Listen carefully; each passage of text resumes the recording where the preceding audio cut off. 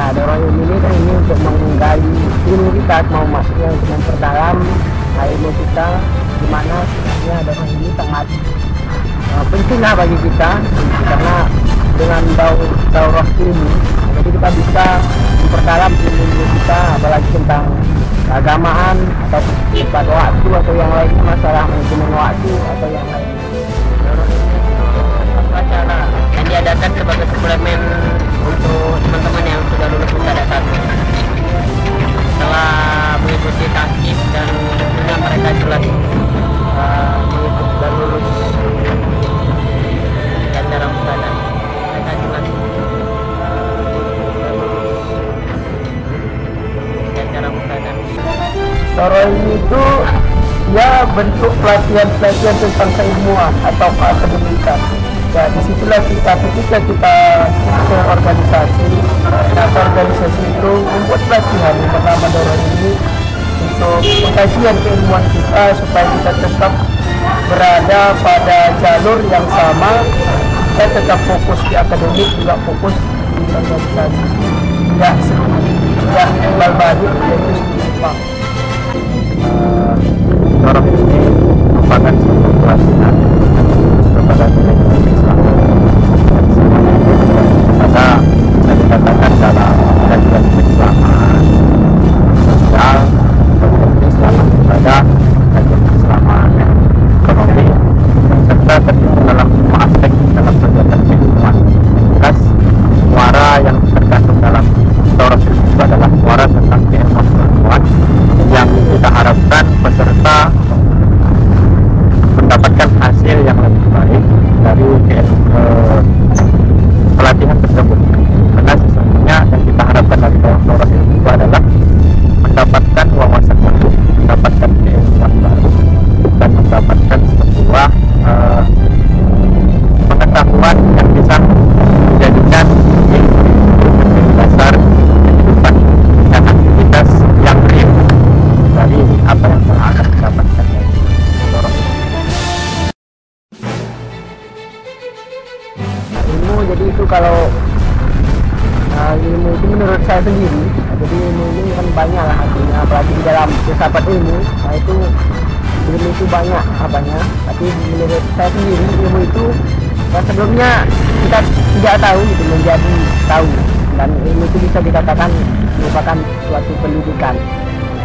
Dan ilmu itu sebuah rancangan yang kita kembangkan, sebuah ide dan semerin dia harus ilmiah. Kalau ilmu tidak secara ilmiah itu tidak akan dikatakan ilmu. Ya luar biasa, bagaimana kita ketahui bersama ada seorang pakar edukasi ini, Akhiruddin. Kemudian ada yang IP tertinggi sudah ada Akwat ya 4,0 karena tahu. Kemudian Humas ya, Simfoni FM itu juga sudah merupakan gerilya dan bincang sampai saat ini. Dan yang terakhir salah satu ikhwan yang pandai desain grafis ya, bikin komik itu Al-Akadina. Mungkin itu beberapa kadal yang cukup luar biasa.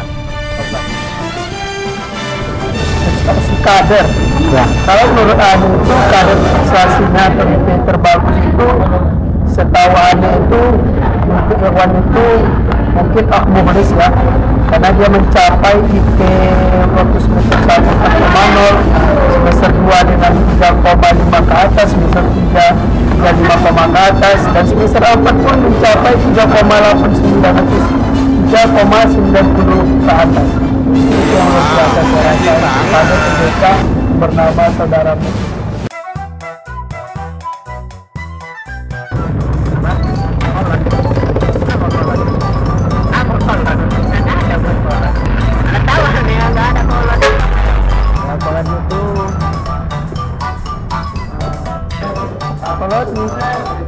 Saya nggak tahu kalau bisa.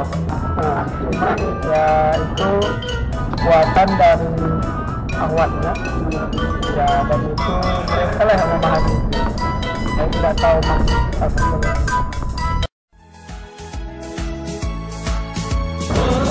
Kalau saya organisasi dakwah, ya saya harus dua-duanya, Jadi ketika saya mengikuti organisasi, ya saya harus barengi dengan ada dakwahnya.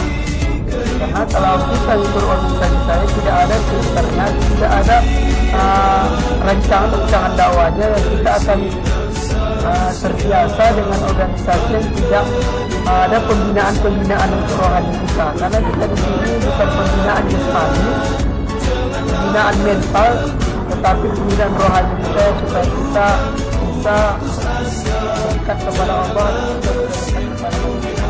Nah, jadi menurut saya kalau organisasi pun itu sangat harus kita pilih, tapi kalau dakwah itu selalu, karena tujuan kita di dunia ini adalah merupakan berdakwah gitu. Karena dengan dakwah ini bukan hanya kita berdiri di podium, tapi dakwah ini dari tingkah laku kita seharian belajar kita itu merupakan dakwah. Organisasi dakwah ya bisa dikatakan bahwa seperti mata uang yang bertujuan dan dikatakan organisasi pasti ada dakwah. Jadi dikatakan dakwah tidak akan mungkin dapat membentuknya organisasi kolektif dengan umumnya tidak akan dikatakan apabila tidak ada dakwah dan kita tidak dikatakan sebuah aktivitas dakwah atau organisasi kita memang tidak memiliki dakwah. Tentunya kita memiliki dua-dua ya.